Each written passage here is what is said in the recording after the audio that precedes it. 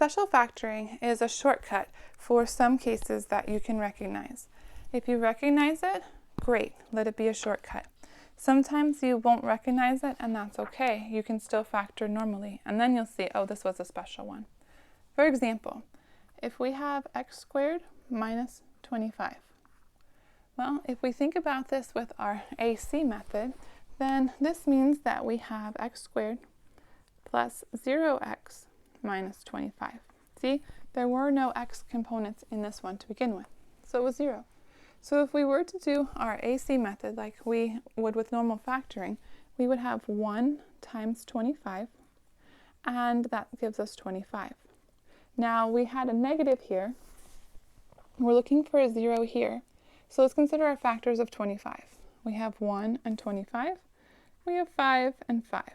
If I add these together, I get 26. If I subtract them, I either get 24 or negative 24. If I add 5 and 5, I get 10. If I subtract them, I get 0. So that means I would need one positive and one negative, and then I'll get 0. So if we put that into our split from our 0 right here, we have x squared plus 5x minus 5x minus 25. Using our factor by grouping, we have an x in common, so that leaves us with x plus 5. We know it has to match. So this is x plus 5, this has to be x plus 5. So that means right here, I can pull out a minus 5. So that leaves us with what's in common is x plus 5. Pull that out, what's left over is x minus 5. This is a common factoring. This is called the difference of two squares. X squared is a perfect square. 25 is a perfect square. So you did not have to go through all this work. This is the difference of two squares, and it's a common one. So this you can factor to x plus 5 and x minus 5.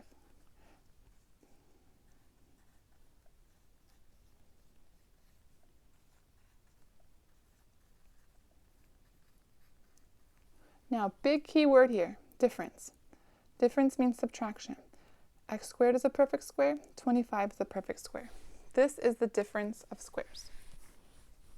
Let's try again.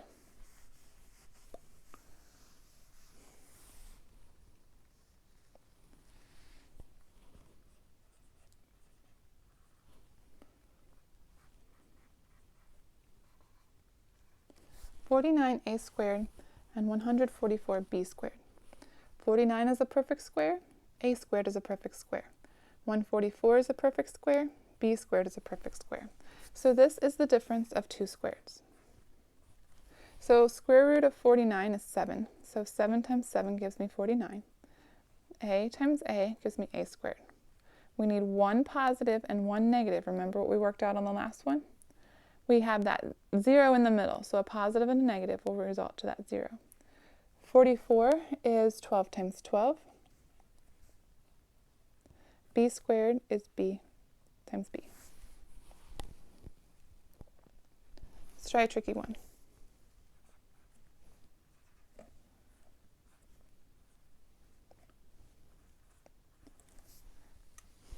Well, don't let this one be tricky. X minus 6 right here, it's a perfect square. But if you don't like looking at it as x minus 6, why don't we make it w? We could say let w equal x minus 6. Well, then we would have w squared minus y squared. And when we factor that, we know difference of two squares. We add, and then we subtract. But w was really x minus 6, so we should put that back in.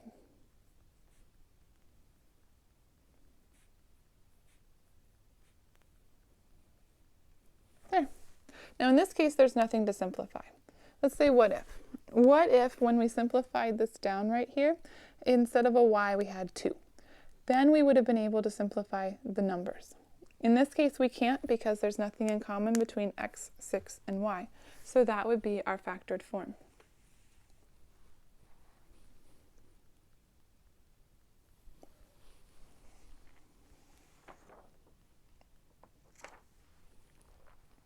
Let's look at the sum and difference of two cubes.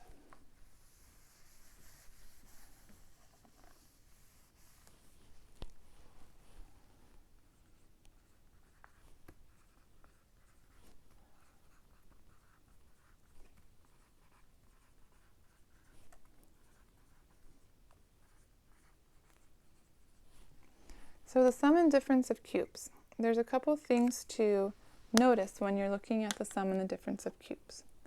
Cubes looks like this.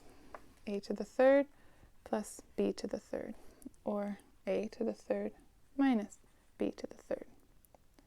If we want to factor this, it looks like this.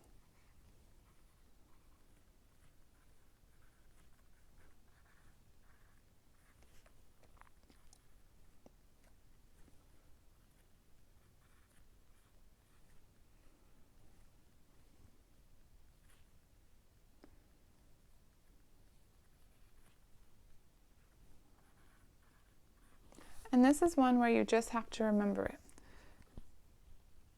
There is a way that you can remember it. There's a mnemonic, and it is SOAP. And that helps us with the signs. So look at this through.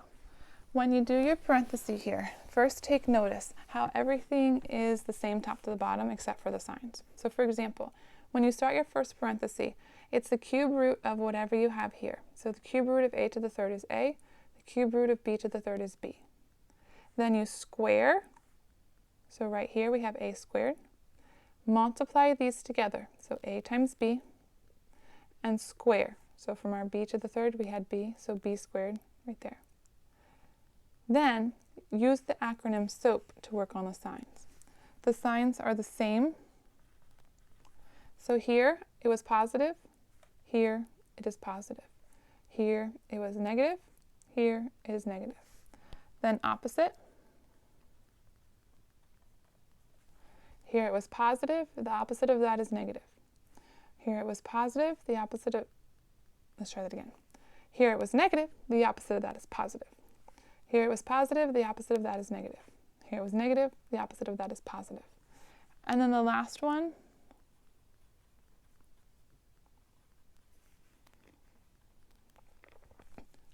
always positive. So SOAP will help us with the signs. Same, opposite, always positive. A to the third plus b to the third, same, opposite, always positive. Same, opposite, always positive. Let's try one.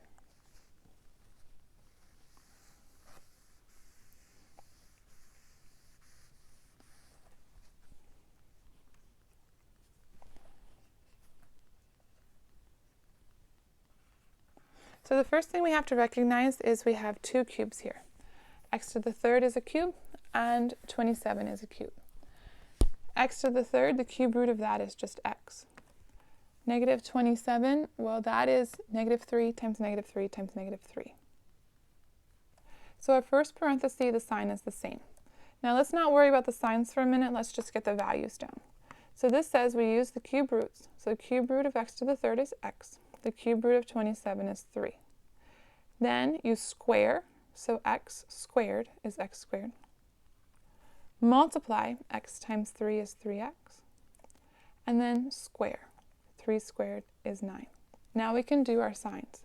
Same from right here, opposite, always positive.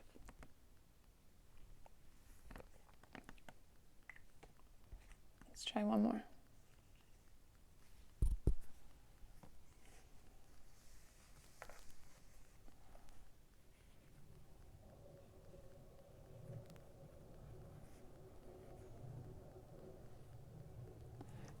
Now the first thing you should notice here is 6 and 48 are not perfect cubes. But 6 and 48 have a common factor of 6. So let's pull that 6 out first.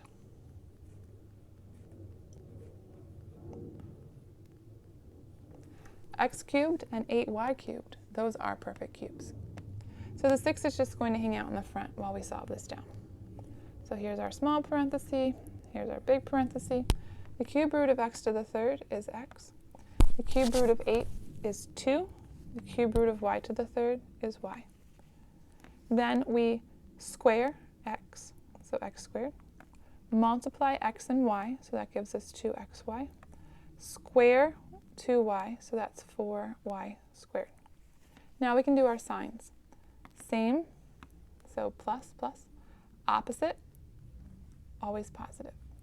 So that would be the factored form for this one.